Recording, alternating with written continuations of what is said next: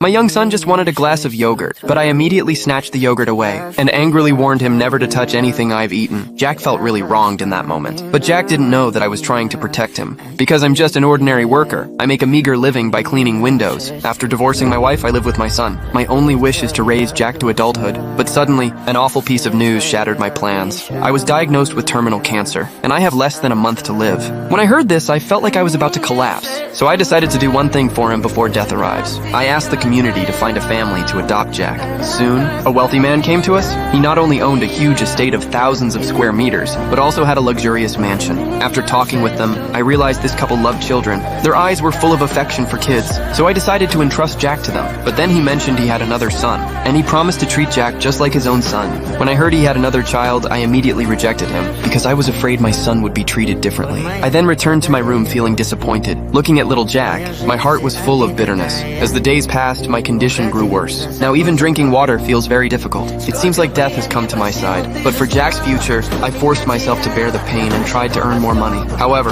the pain in my body made me almost faint, so I had to rest for a while. But my boss thought I was slacking off. Not only did he dock half of my wages, but he also fired me. When I got home, I became angrier the more I thought about it. But then, I suddenly realized something. I was going to die soon. I didn't have to endure that boss's exploitation. So I smashed rotten eggs all over his windows. I didn't even spare his Lamborghini. At that moment, I finally felt a little relieved. Then I turned around and walked away with style. In the days that followed, I stayed with Jack. Whenever I saw the smile on Jack's face, I would savor that warmth a little longer. Then one day, Jack found a dead insect. He curiously asked me why the bug wasn't moving. I thought for a long time, and finally decided to tell him that the insect had died. I wanted to teach Jack the meaning of death, because soon, I wouldn't be able to be with him anymore.